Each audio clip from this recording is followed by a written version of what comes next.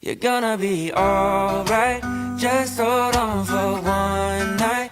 It may take your whole life, but joy comes in the sunrise. Sunrise, just stay there, good things will come later.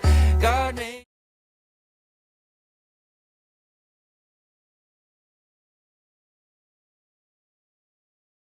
Ce matin, je vais vous parler de aller plus loin pour amener plus loin. Amen.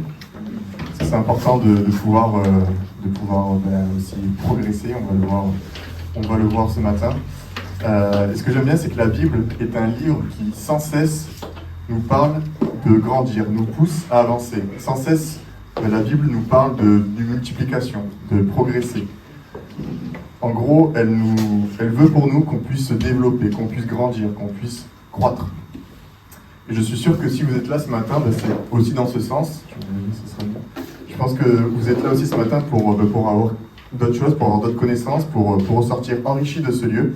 Et c'est ce qu'on a préparé ce matin avec les prédicateurs pour que vous puissiez tout au long de la journée apprendre des choses, les noter si vous en avez besoin, pour pouvoir grandir et se pousser, se motiver, aller plus loin ensemble. Dans ce premier temps, donc on va voir de pouvoir aller plus loin pour amener plus loin. Et sans trop tarder, on va voir ensemble mon premier point pour nous permettre d'aller plus loin, qui est la créativité. On va commencer par là, je vais vous en dire un peu plus sur pourquoi est-ce qu'on commence par là. Mais d'abord, on va voir que Dieu est celui qui nous a créés. Amen. Dieu est celui qui est le créateur, qui est à l'initiative de toutes choses, qui nous a aimés, qui aime créer, et tout ce qui est autour de nous, c'est Dieu qui l'a fait, c'est Dieu qui l'a créé. Il est le plus grand créatif auquel on puisse se référer. Et la Bible nous dit que nous avons été faits à son image. Dans Genèse 1,27, on peut lire que nous avons été faits à l'image de Dieu. Alors, ça veut dire quoi? Ça veut dire que dans chacun d'entre nous, il se trouve une part de créativité. Ça veut dire que nous sommes à l'image de Dieu, et si Dieu est un Dieu créatif, nous sommes des enfants créatifs. Amen. Et peut-être que pour certains, cette part est inconnue. Peut-être que vous dites, créatif, ok, si on me met un stylo, peut-être que je vais essayer d'être créatif, de faire un dessin. Peut-être moi je suis pas littéraire, moi je suis pas imaginatif, je sais pas. Non, la créativité, c'est pas pour moi. La créativité, c'est ceux pour qui ont des talents dans tous les arts, etc. Mais la créativité, c'est pas pour moi. Mais je voudrais, dans ce point, qu'on voit ensemble que nous sommes tous créatifs. Dans n'importe quel domaine où Dieu nous a appelés, dans lequel nous évoluons, nous sommes créatifs et nous pouvons mettre notre créativité au service de Dieu.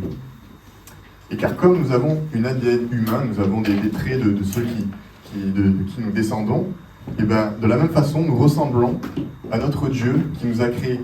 Amen. Et nous avons cet ADN céleste en nous. Alors qu'est-ce que la créativité? On pourrait décrire la créativité en disant que c'est réussir à trouver une solution à un problème. C'est vraiment la créativité dans son sens large. J'ai une problématique telle qu'elle soit, là c'est devant moi, c'est un fait, j'ai un problème. Qu'est-ce que je vais pouvoir mettre en œuvre? Qu'est-ce que je vais pouvoir faire pour répondre à ce problème, pour pouvoir y remédier? Je dois trouver une solution. Alors la créativité, dans ce sens-là, elle peut prendre des formes totalement différentes. On l'a vu, elle peut prendre, j'ai fait les petits livrets, on peut dire que je suis créatif parce que j'ai réussi à mettre des couleurs et des formes qui vont avec, mais ça ne s'arrête pas là. C'est pas parce qu'on ne fait pas de musique, c'est pas parce qu'on ne fait pas de dessin, c'est pas parce qu'on ne fait pas de travaux manuels que nous ne sommes pas créatifs. Non, la créativité est en nous, la créativité fait partie de nous, Dieu nous l'a donnée, et nous pouvons la mettre en pratique chaque jour. Peut-être qu'on est dans un travail qui n'est pas très créatif, peut-être qu'on est dans un environnement qui n'est pas propice à la créativité. Mais comme on l'a vu, la créativité, c'est pouvoir répondre à un problème en proposant une solution. Éphésiens 2,10 nous dit, en réalité, c'est lui qui nous a fait. Nous avons été créés en Jésus-Christ pour des œuvres bonnes que Dieu a préparées d'avance, afin que nous les pratiquions. Voilà ce qui est dit de la parole, voilà ce qui est dit de ce que Dieu a préparé pour nous. Dieu a préparé des œuvres bonnes pour que nous les pratiquions. Dans l'Épître aux Corinthiens, il est marqué que nous avons la pensée de Christ en nous. Donc les choses que Dieu veut que nous mettions en pratique, il nous a donné tout ce dont nous avons besoin pour pouvoir les réaliser. Alors on peut se poser aussi la question, comment mettre ma créativité en action? Ok, c'est bien beau, on est tous créatifs, on a tous de la créativité en nous, on a tous une part de l'ADN de Dieu qui est créatif, qui a fait toutes choses, mais comment concrètement est-ce que je peux mettre ma créativité en action? Parce que voilà, je sais pas forcément, j'ai jamais trop mis ma créativité en action, je l'ai plutôt laissé à ceux qui ont cette fibre artistique. Mais pour certaines personnes, cela va être quelque chose de dur à mettre en place. Et je voudrais qu'on s'encourage, avec ce qu'on vient de voir, de vous pousser à être créatif chaque jour. Donc en prenant conscience que la créativité est dans chacun d'entre nous. Et être créatif, c'est trouver une idée, c'est faire plaisir à quelqu'un. Des fois, je sais pas, même des fois vous voulez faire à manger, vous avez pas grand chose dans le frigo, et c'est une forme de créativité. Je vais devoir mettre en marche ma créativité, mes pensées, mon intelligence pour dire je vais pouvoir faire ça. Je me retrouve à l'église à devoir faire une vidéo en temps de Covid et de ne pas avoir de support. Qu'est-ce que j'ai à la maison? Hop, j'ai une planche, j'ai 2 vis, j'ai un support de téléphone. Hop, voilà, je suis créatif, je mets en action ça. J'ai besoin de trouver une activité pour les enfants. Qu'est-ce que j'ai? Ok, j'ai une pierre, j'ai un bâton. Je vais pouvoir peut-être trouver une activité avec ça. C'est cette créativité. La créativité, c'est toujours être dans la recherche de qu'est-ce que j'ai, qu'est-ce que je peux faire avec ce que j'ai. Plus on a d'argent, j'ai envie de dire, moins on est créatif, parce que c'est facile de commander sur Internet, c'est facile de réussir à trouver, de faire appel à des productions pour essayer de mettre des beaux luminaires, des beaux fonds, etc. Mais nous, ce qu'on veut, c'est mettre notre créativité au service de Dieu. Nous, ce qu'on veut mettre, c'est notre créativité au service des autres. Voilà, une personne, elle va peut-être pas bien aujourd'hui dans mon travail, je n'ai pas forcément les moyens de lui offrir des choses extraordinaires. Qu'est-ce que je peux mettre en place pour lui montrer que je pense à elle, pour lui montrer que je suis là? Juste un petit café, juste des petites attentions, juste un encouragement. C'est ce qui est vécu, c'est avec ça qu'on va pouvoir être des témoins, être des lumières, mettre ma créativité au service des autres. Le don que Dieu m'a donné, cette créativité, elle est en moi. Et je peux la mettre chaque jour à son service. Voilà pour ce qu'on peut dire de la créativité dans notre vie. Vraiment sur ce petit point, je ne sais pas si j'ai pris assez de temps pour le développer, de vraiment nous faire comprendre que nous sommes tous créatifs à notre niveau, que c'est à nous, voilà, j'ai mis derrière moi quelques mots, identifier mes forces naturelles, c'est réussir à identifier ma créativité. Être curieux, voilà, qu'est-ce qui m'entoure, qu'est-ce que j'ai en ma possession, quelles sont les personnes qui m'entourent, je suis curieux de ça. Favoriser la collaboration, ici on est tous réunis, on a tous des dons, des talents différents, des formes de créativité différentes. Moi j'ai peut-être pas les compétences, mais dans ma créativité je vais chercher une solution. Romain a la compétence, c'est de ça être créatif, c'est de chercher une solution à mon problème. Être ouvert aux expérimentations. Moi je suis pas trop ça, oh non, ce style de musique j'aime pas trop, mais ça peut que me faire du bien, ça peut enrichir ma curiosité justement, alors je vais m'y intéresser. Garder une trace de mes idées, des fois on a des choses qui nous passent par la tête, on se dit je m'en souviendrai, et quand on en a besoin, on s'en souvient plus. Donc c'est vraiment des choses qui sont au quotidien, autour de nous, qui font partie de nous, et on n'a pas seulement besoin de mettre notre créativité pour les fêtes de Noël ou pour un jour de service, mais non, c'est vraiment jour après jour, autour de moi, qu'est-ce qui m'entoure, quelles sont les personnes qui sont avec moi, comment elles vont, comment est-ce que je peux m'en occuper, comment est-ce que je peux en prendre soin, et comment est-ce que je peux mettre ma créativité, dans tous les sens du terme, au service de Dieu et des autres. Et vous allez me dire, pourquoi est-ce qu'on attaque ce point d'aller plus loin, pour emmener plus loin avec la créativité? Eh bien parce que je pense que nous-mêmes, pour aller plus loin, nous avons besoin de faire marcher notre créativité, nous avons besoin de chercher des idées, nous avons besoin de mettre en place des choses qui nous permettent nous-mêmes de nous pousser à aller plus loin, nous-mêmes de dire j'y avais pas pensé, mais si j'avais pas eu ce problème, si j'avais pas été mis face à cette difficulté, je serais resté au même endroit et j'aurais pas grandi, je serais pas allé voir un tel, il m'aurait pas enrichi de son savoir, etc. Et cela fait partie de nous.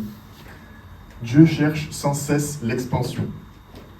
Et on le voit dans la science autour de nous, dans l'univers. Les chercheurs, les scientifiques, ils essayent de se rapprocher toujours plus de la fin de l'univers. Mais même ça, même une chose qui ne nous intéresse pas, parce que personnellement, que l'univers soit en expansion, c'est pas une chose qui va agir dans mon quotidien. Je veux dire, même si l'univers s'arrête à 1000 km au-dessus de moi, ça va pas changer. Voilà. Mais Dieu, non. Dieu nous montre que même sur des choses qui peut-être ne nous concernent pas, Dieu cherche sans cesse l'expansion. Et l'univers est sans cesse en expansion. Et ça fait partie de lui, ça fait partie de ce qu'il est, de ce qu'il veut. Et si ça fait partie de qui il est, ça fait aussi partie de nous. Nous devons chercher sans cesse l'expansion, sans cesse le fait de grandir, sans cesse d'évoluer. On le voit très bien avec nos enfants. Si Nathan était resté à l'âge de Noé, ça n'aurait pas forcément été très intéressant pour lui et pour nous. Et c'est quelque chose de naturel, vous allez me dire, de grandir, de passer d'un âge à un autre. Mais nous devons aussi avoir des choses naturelles en nous qui nous font passer de palier en palier. Car ce qui est en Dieu est aussi en nous. Prenons des exemples concrets qui nous montrent que Dieu veut toujours aller plus loin. Et considérons que ce don de sans cesse vouloir se développer fait aussi partie de nous. Dieu de l'expansion. On voit que dans la Genèse, Dieu créa la lumière, Dieu créa l'eau, Dieu créa la terre, il créa la faune et la flore, et il créa l'homme et la femme. Et quel est le premier commandement qu'il leur accorde? Soyez féconds, multipliez-vous. Voilà ce que Dieu veut pour nous, qu'on se multiplie, qu'on soit sans cesse dans l'expansion, qu'on soit sans cesse dans la multiplication. Et ce commandement nous montre bien que Dieu a le désir qu'on porte du fruit, qu'on soit actif et qu'on porte du fruit. La Bible nous parle de semences, beaucoup Jésus parle de semences, de fruits, d'investissement, de multiplication à plusieurs reprises. Ça doit être l'un des rares, j'ai pas prévu de dire ça, mais ça me vient à l'esprit, ça doit faire partie des rares miracles que Jésus a fait 2 fois, je pense, la multiplication. Il n'a pas fait beaucoup d'autres fois de miracles dans le même sens. Et Jésus a fait ce miracle 2 fois de multiplication pour nous montrer combien est-ce que pour lui c'est important la multiplication, combien il est capable de multiplier, combien il est capable de faire fructifier et combien est-ce qu'il nous demande aussi d'aspirer à ça. La Bible nous parle de semer, de récolter. La Bible nous parle qu'on a tous des dons, des talents, qu'il faut pareil qu'on les fasse fructifier, qu'on les fasse prospérer.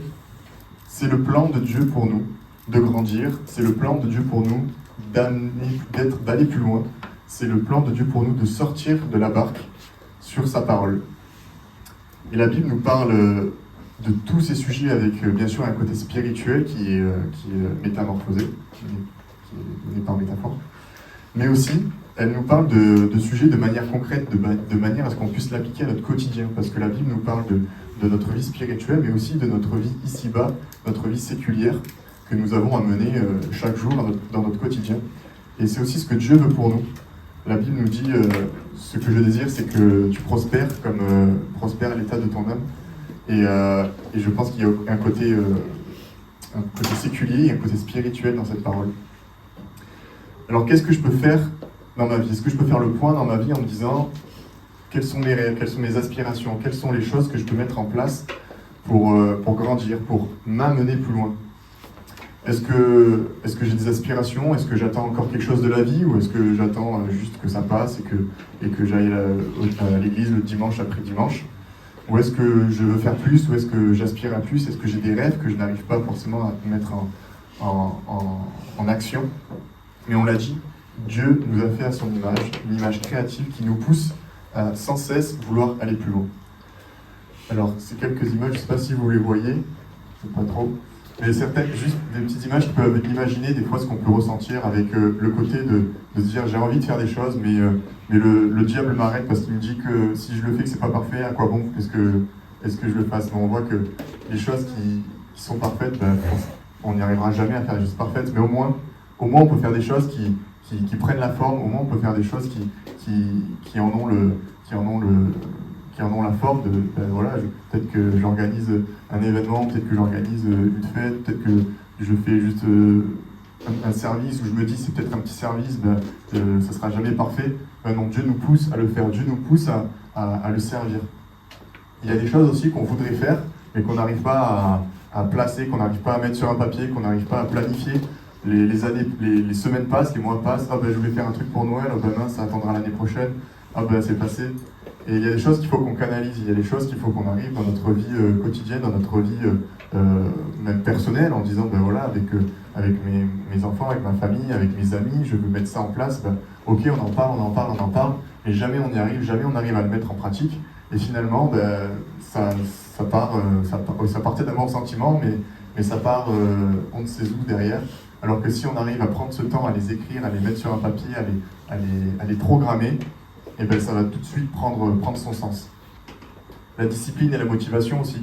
Ça peut être aussi un sujet, ça peut être aussi un combat, en disant ben, je veux mettre ça en place dans ma vie, je veux mettre tel ou tel projet, je veux faire plus de sport, je veux mieux manger, je veux passer plus de temps avec mes amis, que sais-je.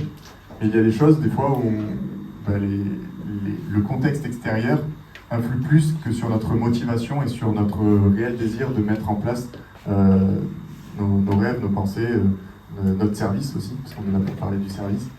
Et la discipline est ce qui vient concrétiser une motivation qu'on aurait.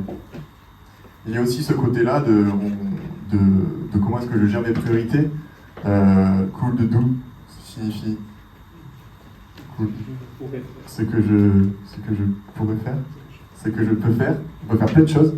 Ici, on peut mettre plein de choses en pratique. On peut dire, oh ben je peux faire ci, je peux faire ça, ça va être super, un peu comme ça. Voilà, on va faire ça, on va mettre ça en place, là, un week-end, etc.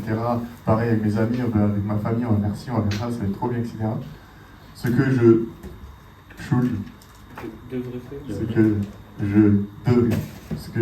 peux faire. Ce que je pourrais faire, ce que je devrais faire, voilà. Ce que je dois faire. Et ce que je dois faire. On voit bien qu'il y a aussi un côté où il y a des choses, ben voilà, je voudrais les mettre en place, mais il y a beaucoup de choses qui ne sont pas forcément pour maintenant, il y a beaucoup de choses qui ne sont pas forcément essentielles, il y a peut-être des choses que je dois faire avant. Et en fait, ce qu'on doit faire, ben, ça se limite à finalement quelques petites choses, mais qu'il faut qu'on fasse bien, qu'il faut qu'on fasse avec un sentiment de discipline, avec un sentiment d'aboutissement.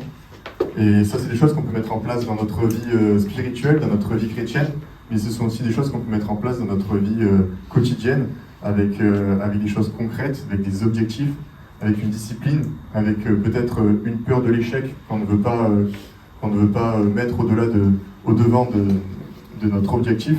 Aussi une comparaison en disant bah oui, moi je voudrais faire cette petite partie, je l'ai préparé, je l'ai mis sur le papier, je l'ai prévu dans mon agenda, mais ça a déjà été fait par le passé ou on l'a déjà fait la dernière fois et ça c'est, je pense pas que j'aurai les capacités, les choses pour faire. Non, il faut qu'on puisse se dire bah, Seigneur, tu m'as appelé, Seigneur, tu m'as donné la créativité, tu m'as donné une inspiration, tu m'as donné de faire ça, je crois que ça vient de toi et je veux le faire sérieusement. Voilà pour avoir une vie d'action, j'ai noté dans mon troisième point. Une vie d'action, c'est important d'avoir des objectifs on va dire humains, d'avoir des aspirations humaines à mettre en place dans notre vie quotidienne. On n'est pas là pour juste chaque jour dire je veux juste avoir une vie spirituelle, non. On est là aussi pour mettre des choses en place, pour avoir des aspirations. Le Seigneur nous a donné des passions aussi, qui ne doivent pas prendre la place de Dieu, mais Dieu nous a donné des passions qu'il faut aussi qu'on arrive à mettre, à développer, parce que ça fait partie de nous. Dans le côté maintenant spirituel, avoir une vie qui porte du fruit. Quel est le but de Dieu pour nous? Vous allez me dire plein de choses, plein de réponses, il y a plein de réponses justes que vous allez me dire. Moi j'ai noté que nous soyons à l'image de Jésus. Dieu a envoyé Jésus pour nous montrer que sur cette terre, on devait aspirer à vivre comme Jésus.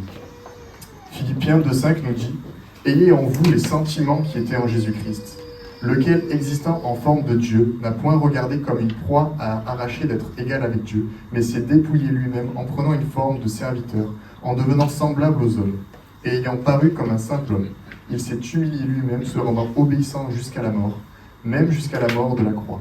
C'est pourquoi aussi Dieu l'a souverainement élevé et lui a donné le nom qui est au-dessus de tout nom, afin qu'au nom de Jésus tout genou fléchisse dans les cieux, sur la terre et sous la terre, et que toute langue confesse que Jésus-Christ est Seigneur, à la gloire de Dieu le Père. Amen.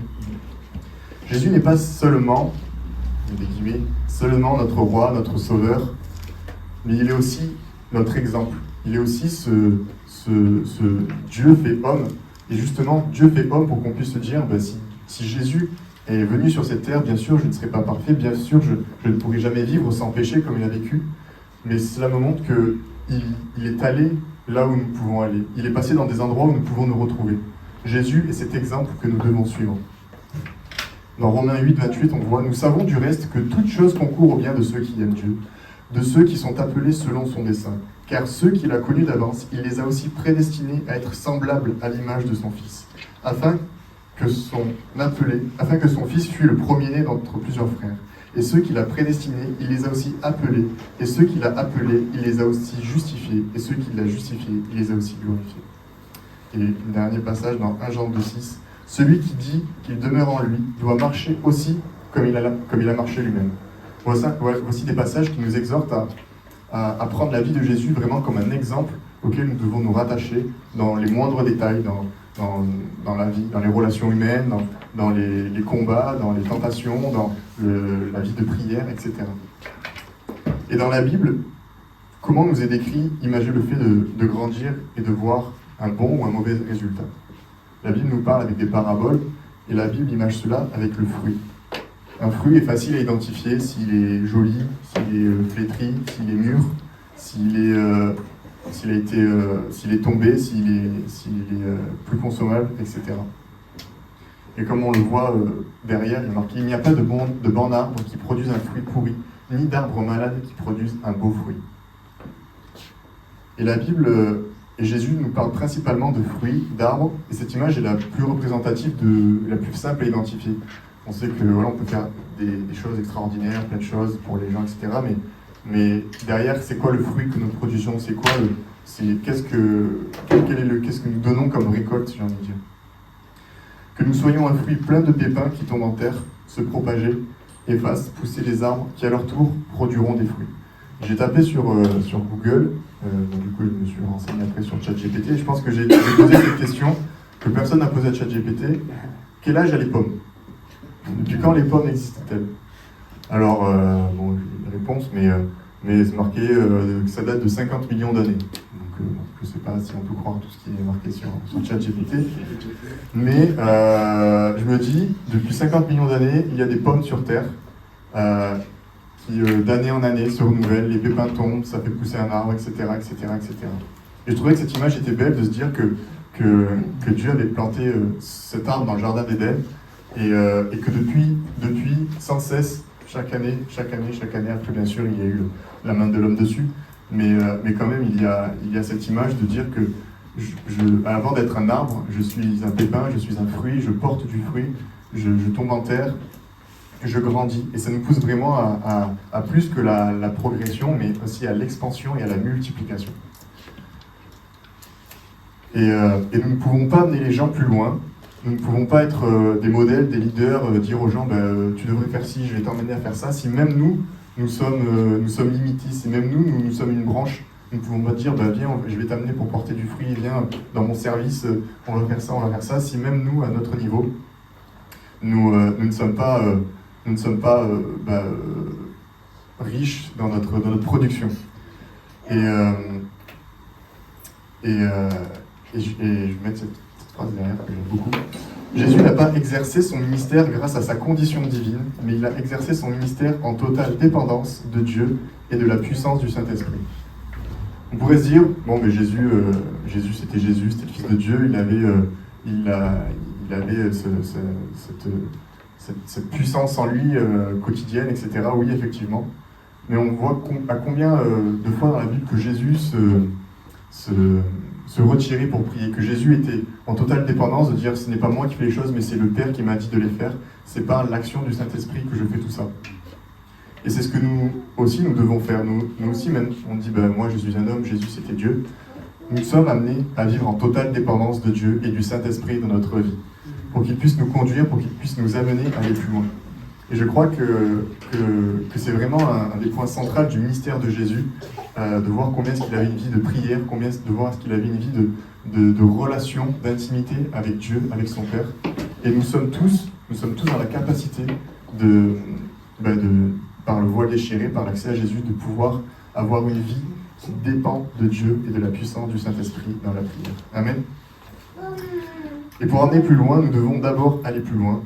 Et pour aller plus loin, nous devons prendre exemple Jésus. Jésus, c'était le plus grand meneur d'hommes. Peut-être que si je vous demande, donnez-moi un meneur d'hommes, vous allez me dire un révolutionnaire, un sportif, un capitaine, un politique, que sais-je encore.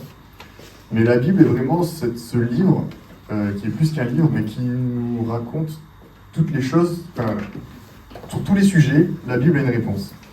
Et on pourrait dire, Jésus, il était doux comme un agneau, il était gentil, il était là, mais il était entouré, etc. Jésus est le plus grand meneur d'hommes que ce monde ait connu. Il menait des foules, il menait des campagnes, etc., mais il menait aussi des hommes. Et il ne menait pas, on va dire, n'importe quel type d'homme. Jésus, la réussite de Jésus, c'est 12 hommes. La réussite de Jésus, c'est 12 personnes qu'il a prises. On voit que Jésus était sans cesse suivi de foules, sans cesse entouré de personnes qui étaient là, dès qu'il mettait le pied quelque part, on venait, on courait vers lui. Maintenant, il avait un compte Instagram ou Twitter, il devait être connu mondialement de façon très très populaire. Mais Jésus nous montre qu'il s'est concentré sur 12 personnes. Jésus est le meilleur manager, le meilleur meneur, le meilleur exemple de relationnel, le meilleur coach de vie. Alors bien sûr que Jésus a prêché à des foules entières et plus encore, et je suis sûr que dans ces foules, il y a dû avoir des personnes qui l'ont suivi, qui ont propagé aussi son évangile et qui ont vraiment porté du fruit, je le crois. Mais Jésus s'est concentré sur 12 hommes. Dieu lui avait confié ces 12 personnes, Dieu lui avait confié ces 12 âmes. Et Jésus a instauré avec ses disciples une intimité, un cadre, une relation de confiance, comme il n'en avait pas avec aucune autre personne. Et c'est vraiment avec ces 12 personnes. Jésus voulait que ses disciples soient forts, soient puissants, qu'ils soient vraiment, qu'ils l'entourent et qu'ils soient vraiment imprégnés de son style de vie, de sa façon de faire. Et je trouve que c'est vraiment quelque chose qui aussi doit nous parler dans notre vie, dans notre service. Peut-être que des fois on veut toucher plein de personnes, peut-être que des fois on se dit je vais parler à ça et puis ça va influencer toute l'église, ça va influencer toute l'assemblée, ça va porter du fruit sur chaque personne qui va entendre ça. Mais peut-être que Dieu veut te donner une personne, 2 personnes qui seront ce cercle fermé, qui seront ce cercle intime avec qui tu vas pouvoir développer une relation de confiance, qui vont peut-être avoir les mêmes aspirations que toi et ensemble vous allez vous comprendre. Peut-être que si tu parles de ton rêve, de ce que tu veux faire à 20 personnes, peut-être qu'elles ne vont pas comprendre, ça va te blesser, tu vas essayer d'aller vers elles, tu vas essayer de mettre ça en pratique, mais ça ne va jamais fonctionner, tu vas t'essouffler, tu vas t'essouffler, te fatiguer. Alors que si tu prends 1 ou 2 personnes qui sont avec toi, que vous pouvez prier, qui te comprennent, eh bien, ça va apporter de grandes choses. Et malheureusement, même dans ce côté-là, on sait qu'il y a un disciple qui n'a pas voulu suivre Jésus, qui n'est pas allé jusqu'au bout. Et on peut même voir que cela ne dépend pas du meneur, mais cela dépend des personnes qui sont en face. On peut mettre les meilleurs ingrédients, on peut mettre les meilleures présentations possibles, on peut faire les meilleures réunions, etc.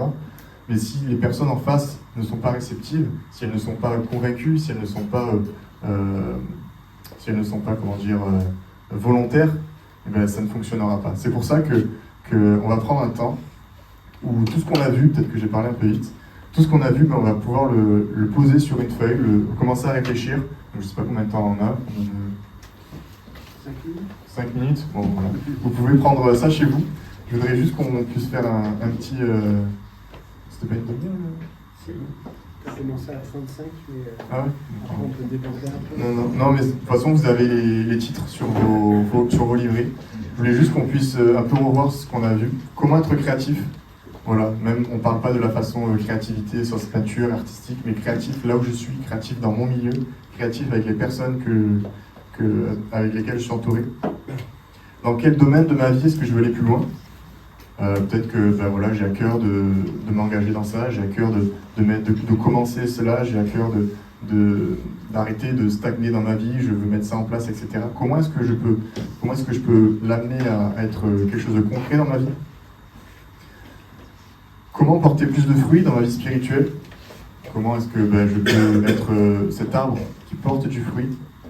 Je désire que tu prospères à tout égard comme prospère l'état de ton âme. On veut prospérer dans notre vie spirituelle. Et ensuite, dernier point, dans qui est-ce que j'investis? Seigneur a investi dans chacun d'entre nous, le Seigneur a investi dans ses 12 disciples. Et nous, dans qui est-ce que nous pouvons investir? Est-ce que voilà, il y a une personne avec qui je parle depuis longtemps, c'est vrai qu'on s'entend bien, on a les mêmes aspirations, on va pouvoir peut-être construire quelque chose ensemble. Peut-être une personne, deux personnes, mais voilà, se concentrer sur le fait qu'il vaut mieux des fois construire quelque chose de durable avec peu de personnes que semer un peu par-ci par-là quelque chose qui n'a pas forcément porté du fruit à des centaines et des centaines de personnes. Voilà pour cette premier atelier, aller plus loin pour amener plus loin. J'espère que j'en ai profité que ce soit le premier atelier pour en mettre plein dans la tête, mais on puisse aspirer à porter du fruit et à mettre notre créativité en action. Merci. Est-ce que vous voulez réagir avec ce que vous avez entendu?